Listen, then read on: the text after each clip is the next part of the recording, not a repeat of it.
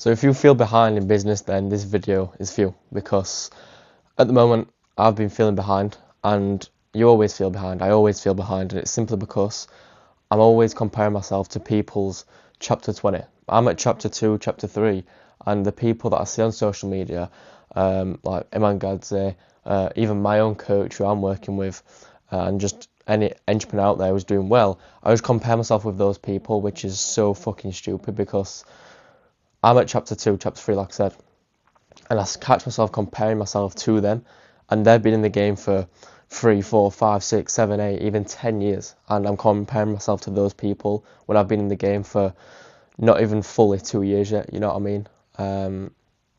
And that's where it kind of starts when you compare yourself. It just makes you go into this negative spiral, and then once you're in this negative spiral, you just stay negative, and it impacts your business, it impacts everything, it impacts the work that you're doing to work on your business as well, which is the worst part about it.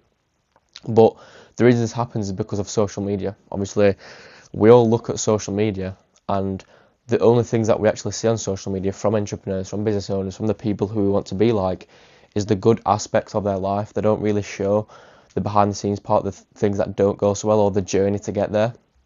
And that's why we don't understand that it is a long process, it is a long journey. To be fair, I've been seeing a lot more content, and I'm putting out there myself as well, that the journey is a long journey. You need to think long term rather than short term. Think long term about the actions and the inputs you're putting in, because obviously if you just stay consistent with the things you're doing now, and you are doing things you know will get you to where you want to be, then long term you will get there, obviously. But it is just a long process of doing the same things over and over again, to actually get there, and people don't understand that. And like I was saying, social media has kind of numbed people's brains from understanding that to get to where you truly want to be is a long process. And that's the same with anything. Going to the gym, I've been going to the gym closing on 2 years now, and I'm nowhere near where I want to be with my physique. Obviously I've seen some amazing results.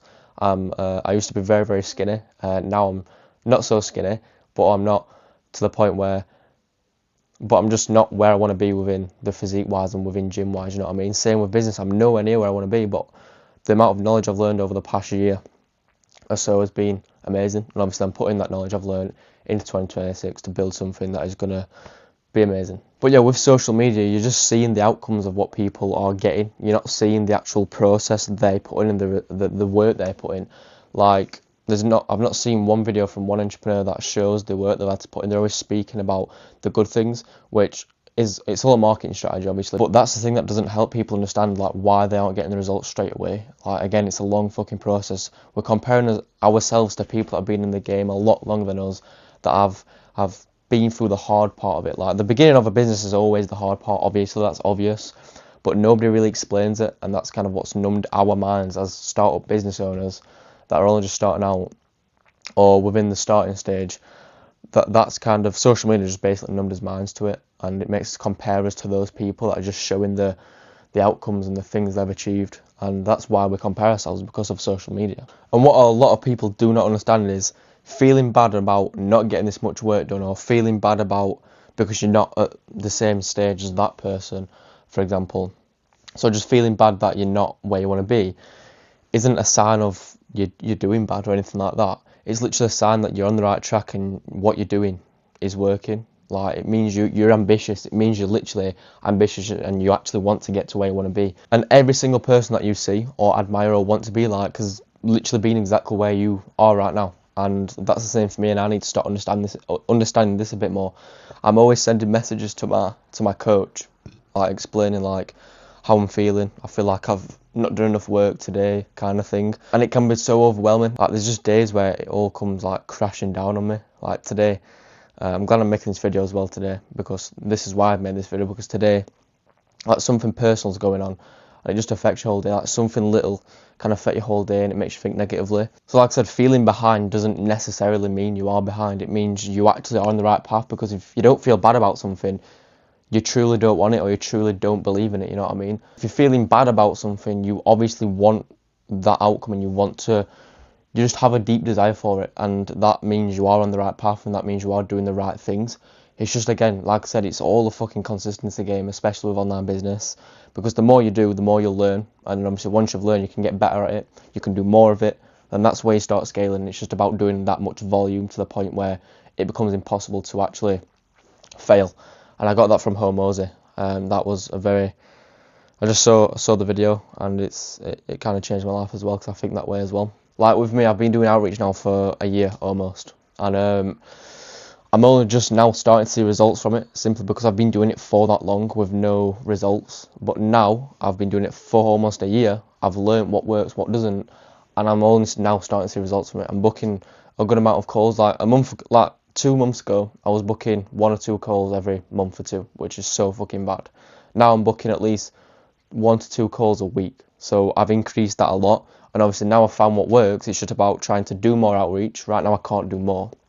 But when I can, I'll probably hire a setter to try and do more, get more outreach done, meaning doing more of what works will help me get more book calls. So if I'm booking 1 to 2 calls a week by myself, then if I hire someone else to double the amount, then that might be 2 to 4 calls a week, you know what I mean? So it's just about finding out what works, staying consistent with it, doing better with it, doing more of it. And it's as simple as that really with anything within life and business. And the last thing I kind of want to touch on is you're exactly where you need to be right now. Like, you are in this position for a reason. You need to learn. You don't want to be trying to skip chapters. Like I said, you're comparing yourself to people as chapter 20 and you're at chapter 2. Do not try and skip chapters, because you need to learn.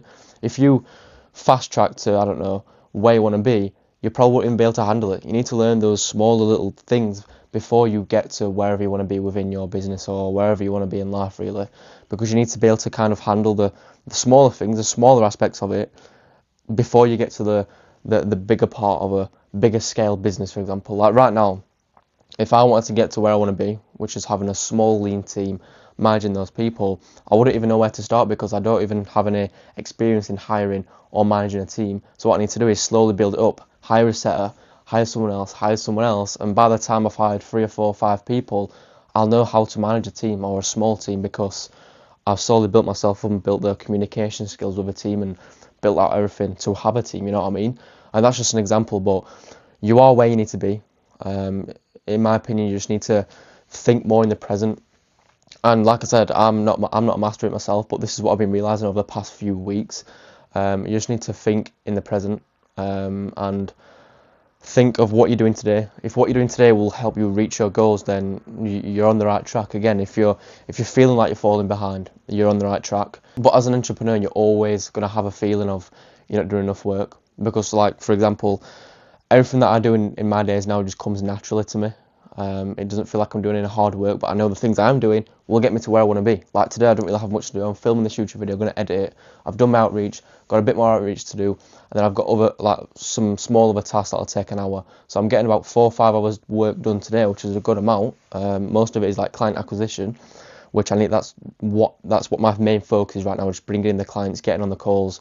Again, getting on volume, getting call volume to get better at calls. To obviously get more done, to get better, to improve, kind of thing, like I was explaining earlier. So overall, you are where you need to be, and it's just as simple as staying consistent with the things you're doing, and just getting better every single day, and keeping consistent with it, even though it might not look like you're doing better because you're not challenging yourself. Obviously, it's always good to challenge yourself, try something new. But like I was saying, my work now just comes naturally to me, because I just do it every day on repeat.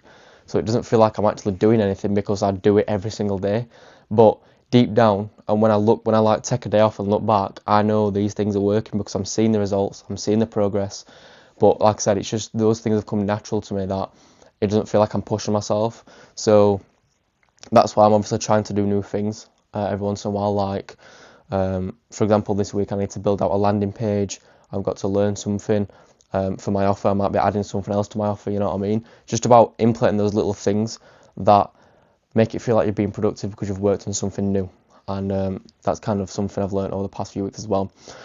But yeah, I've rambled on for a good 10 minutes now. But honestly, you are on the right path. You are where you need to be. And don't try and skip chapters, and do not compare yourself to people's chapter 20.